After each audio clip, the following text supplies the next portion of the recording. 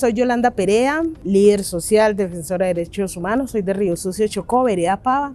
Fui víctima a los 11 años de violencia sexual, un aborto y el asesinato de mi mamá por la FARC, pero eso no es para estar ahí, sino cómo resurgí. Ahora, como líder social, defensora de derechos humanos, tenemos la Fundación Campaña Nacional Arrópame con tu Esperanza, que se trata de tejer, pintar y escribir en tela para sanar todo ese tema de violencia sexual que no ha sido nada fácil. Y más teniendo en cuenta la cifra que habla ahora, más de 35.699 víctimas de violencia sexual, donde 32.000 somos mujeres, donde más del 13% son mujeres negras, más del 10% son mujeres indígenas, hay niños, hombres, LGTBIQ+, víctimas de violencia sexual. Esto significa que una cifra súper alta, y la importancia que tiene desde nuestra organización es esa participación que hacemos y ese reencuentro entre nosotras y nosotros para poder retomar la vida. También tenemos otra corporación que se llama Coafrotierra, y ahí tenemos una campaña que se llama Una sonrisa al año no hace daño.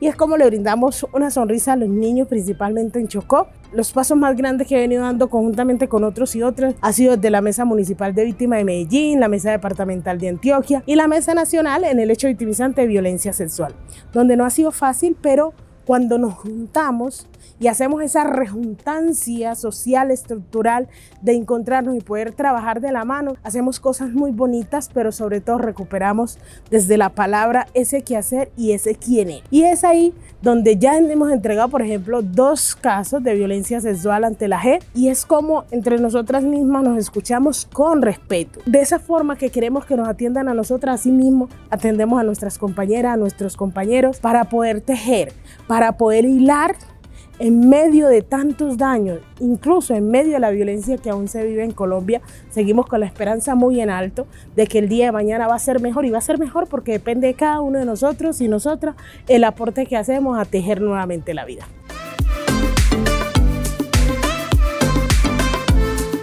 Para yo decir, bueno, tengo que seguir hablando, tengo que seguir colocando la palabra.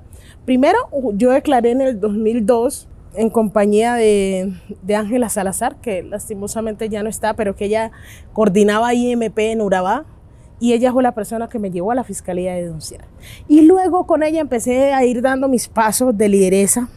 Me empezaron a escuchar, empecé un proceso de atención psicosocial, pero yo creo que lo que detonó y que dijo es que no me puedo quedar callada, tengo que seguir hablando, fue en el 2013, que viajé a España a recorrer varias ciudades de España en una campaña que se llamó Violencia y otras violencias, saquen mi cuerpo de la guerra.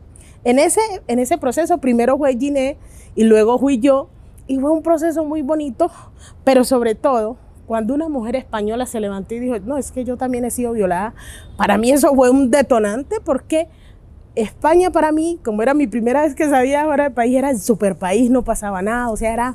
Cuando ella dice esto, a mí eso me impactó muchísimo.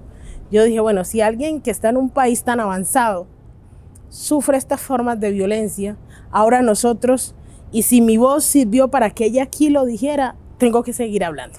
Y sobre todo porque me aprendí un mecanismo, y es que si yo no hablo, entonces hablan las piedras. Y la idea no es que hablen las piedras, sino que yo retome la vida y retome la palabra, porque además cuando uno habla y uno cuenta su testimonio, no es para que lo miren como pobrecito, sino como sujeto de derecho.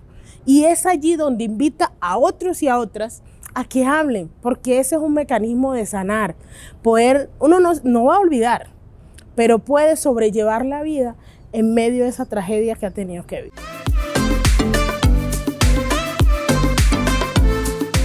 Para mí esta jornada de relacionamiento ha significado mucho, porque además recuérdense que tenemos la puerta abierta del caso número 11, y como víctimas de violencia sexual, que ha sido una lucha, no es un regalo cada acción que pasa en torno a la verdad, la justicia, la reparación y no repetición de las víctimas. Entonces yo estoy emocionada, con mis compañeros ha sido una experiencia muy importante e impactante, que permite tener de mano toda la información de cómo está avanzando la OIE, cómo está avanzando la G, y fortalecer mucho más nuestro discurso, nuestro liderazgo, nuestra esperanza de la construcción de ese tejido social cada vez más cercano.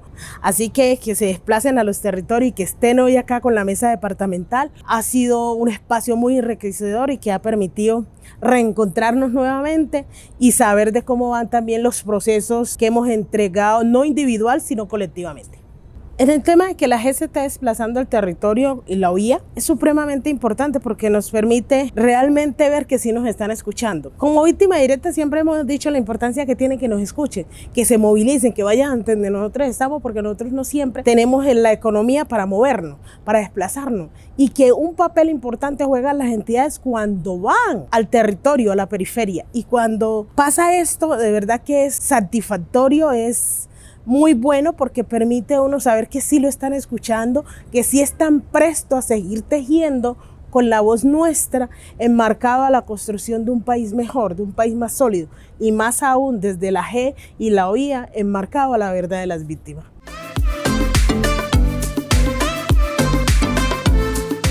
Hablar de violencia sexual no es fácil, y no es fácil porque cuando nos violaron quisieron acabar con nuestras vidas. Pero yo hoy quiero invitarlos y invitarlas a todos aquellos que aún no se atreven a hablar de esto. Primero, entender que lo que les pasó no es su culpa. Segundo, que es necesario hablar para poder aflojar esos dolores y poder retomar la vida. Porque cada vez que uno carga con ese peso le está dando vida al victimario y está dejando de vivir su propia vida. Llegó el momento que en medio de esos miedos, que tienen todo el derecho a tener miedo, denuncien, hablen. Si no quieren hablar, escriban, pero desahóguense y empiecen a retomar su propia vida. Hay organizaciones, hay movimientos, están las mesas de víctimas, prestas y atentas a escucharles, a hablar, a tejer conjuntamente. Y nosotros y nosotras como víctimas directas también de violencia sexual, delegadas en cada uno de estos espacios, estamos atentos y prestos a arroparle con la esperanza de que juntos y juntas podemos avanzar. Este es el momento, si no es ahora, entonces ¿cuándo? Depende de ti retomar tu vida. Nosotros seguiremos aquí esperándote.